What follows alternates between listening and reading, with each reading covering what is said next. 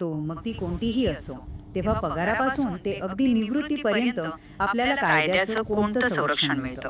आज आपण याच विषयावर बोलणार आहोत. भारतातील कामगारांच्या हक्कांसाठी जे महत्त्वाचे कायदे बनवले गेले आहेत, ते त्यांच्या संपूर्ण व्यावसायिक प्रवासात कशी मदत करतात, याचा आपण सविस्तर आढावा घेऊया. हा प्रश्न खरं तर खूप महत्वाचा आहे आणि याचं उत्तर देण्यासाठी आपण एका कामगाराच्या नजरेतून त्याच्या नोकरीचा संपूर्ण प्रवास पाहूया, अगदी सुरुवातीपासून शेवटपर्यंत. आणि या प्रवासात कायद्याचं जे सुरक्षा कवच आहे ते प्रत्येक टप्प्यावर त्याला कसं सांभाळतं हे आपण समजून घेणार आहोत. चला तर मग हा प्रवास आपण 4 महत्वाच्या विभागांमध्ये पाहणार आहोत आणि सुरुवात करूया सर्वात मूलभूत गोष्टीपासून, ती म्हणजे योग्य वेतनाचा हक्क. कारण हाच तर प्रत्येक कामगाराच्या सन्मानपूर्वक जगण्याचा पाया आहे. तर आपल्या प्रवासाचा हा पहिला टप्पा आहे योग्य वेतन. बघा, कोणत्याही कामगारासाठी सन्मानाने जगण्याचा मुख्य आधार असतो तो म्हणजे त्याला कामाचा मिळणारा योग्य मोबदला. केलेल्या कामाच्या बदल्यात वेळेवर आणि योग्य पगार मिळणं हा केवळ एक व्यवहार नाहीये, तर तो एक मूलभूत हक्क आहे. चला आता आपण पाहूया की कोणते कायदे हे सुनिश्चित करतात की प्रत्येक कामगाराच्या श्रमाचा योग्य मोबदला त्याला मिळावा. योग्य वेतनाची हमी देण्यासाठी कायद्याने एक नाही तर तब्बल 4 स्तंभांवर आधारित एक मजबूत रचना उभी केली आहे. आणि यातला प्रत्येक कायदा एका विशिष्ट प्रकारच्या शोषणाला लगाम घालतो. पहिला आहे वेतन प्रदान कायदा 1936. हा कायदा सरळ सांगतो की पगार वेळेवर मिळालाच पाहिजे आणि त्यातून कोणतीही अयोग्य कपात होता कामा नये. दुसरा किमान वेतन कायदा 1948, जो हे निश्चित करतो की कोणत्याही कामगाराला इतकं कमी वेतन मिळू नये की त्याचं मूलभूत जीवन जगणं सुद्धा कठीण होऊन जाईल. मग येतो बोनस प्रदान कायदा 1965, जो कामगारांना कंपनीच्या समृद्धीमध्ये भागीदार बनवतो. आणि चौथा समान पारिश्रमिक कायदा 1976, जो समान कामासाठी स्त्री आणि पुरुष यांच्या वेतनात होणारा भेदभाव पूर्णपणे संपवतो. इथे ना एक गोष्ट लक्षात घेणं फार महत्वाचं आहे. कायदा जेव्हा पारिश्रमिक म्हणजेच रेम्युनरेशन हा शब्द वापरतो, तेव्हा त्याचा अर्थ फक्त आपला बेसिक पगार नसतो. ही एक खूप व्यापक संकल्पना आहे. यामध्ये पगार, महागाई भत्ता, ओव्हरटाईम, बोनस आणि इतर सर्व प्रकारचे आर्थिक फायदे येतात. याचा मुख्य उद्देश हाच आहे की कामगाराच्या एकूण आर्थिक हिताचं रक्षण व्हावं, जेणेकरून कोणत्याही मार्गाने त्याचं शोषण होऊ नये. आता हे उदाहरण बघा, किती उत्तमरित्या हे दाखवतं की कायदा प्रत्यक्ष समस्येवर कसा तोडगा काढतो. समान कामासाठी समान वेतन हे फक्त एक छान वाटणारे तत्व नाही, तर तो एक कायदेशीर हक्क आहे. आणि इतकंच नाही, तर हा कायदा भरती, प्रमोशन आणि ट्रेनिंगच्या बाबतीतही महिलांविरुद्ध होणारा अन्याय थांबवतो, ज्यामुळे कामाच्या ठिकाणी खऱ्या अर्थाने समान संधी मिळते. ठीक आहे, तर योग्य वेतन मिळणं महत्वाचं आहेच, पण तेवढंच पुरेसं नाही. कारण आयुष्य खूप अनपेक्षित असू शकतं. कामावर अपघात, आजारपण किंवा इतर कोणतंही संकट कधीही येऊ शकतं. अशा अनिश्चित काळात कामगाराला आणि त्याच्या कुटुंबाला जो एक आर्थिक आणि भावनिक आधार लागतो, त्यालाच आपण सामाजिक सुरक्षा म्हणतो. आणि ही अत्यंत महत्वाची ठरते.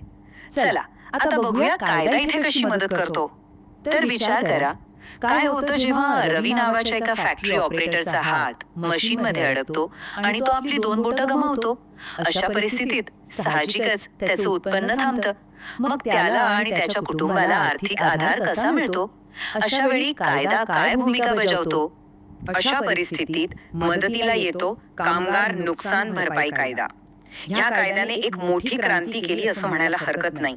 कारण पूर्वी कसं होतं, कामगाराला नुकसान भरपाई मिळवण्यासाठी मालकाचा निष्काळजीपणा सिद्ध करावा लागायचा, जे खूपच कठीण आणि वेळखाऊ काम होतं. पण आता तसं नाहीये. या कायद्यानुसार जर अपघात कामाच्या ठिकाणी आणि कामामुळे झाला असेल, तर नुकसान भरपाई देणं ही मालकाची कायदेशीर जबाबदारी बनते. यात मालकाची चूक होती की नाही हा मुद्दा महत्वाचा ठरत नाही. तर सामाजिक सुरक्षेचे हे 2 महत्वाचे पैलू आहेत. एकीकडे आहे कामगार नुकसान भरपाई कायदा, जो कामावर झालेल्या अपघातांसाठी थेट मालकाला जबाबदार धरतो. आणि दुसरीकडे आहे कर्मचारी राज्य विमा म्हणजेच ESI कायदा, जो खूपच व्यापक आहे. हा फक्त अपघातापुरता मर्यादित नाही, तर तो आजारपण, मातृत्व आणि इतर वैद्यकीय गरजांसाठी कामगार आणि मालक या दोघांच्याही योगदानातून एक सामायिक विमा निधी तयार करतो. त्यामुळे कामगाराला आणि त्याच्या कुटुंबाला सर्व प्रकारच्या वैद्यकीय गरजांसाठी एक मोठं संरक्षण मिळतं. आता आपल्या कामगाराच्या प्रवासाचा पुढचा आणि महत्त्वाचा टप्पा येतो निवृत्ती. अनेक वर्ष मेहनत केल्यानंतर जेव्हा नियमित पगार येणं थांबतं तेव्हा काय? उतारवयात आर्थिक स्वावलंबन अत्यंत गरजेचं असतं आणि इथे कायदा पुन्हा एकदा मदतीला येतो. तो हे सुनिश्चित करतो की प्रत्येक कामगाराला निवृत्तीनंतर आर्थिकदृष्ट्या सुरक्षित आणि सन्माननीय जीवन जगता यावं.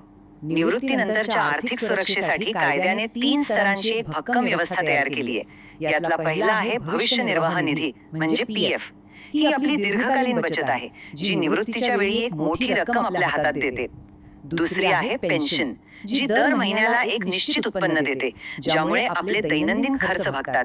आणि तिसरी आहे ग्रॅच्युइटी, म्हणजे आपल्या अनेक वर्षांच्या सेवेबद्दल आणि निष्ठेबद्दल कंपनीकडून दिलेलं एक रकमी बक्षीस.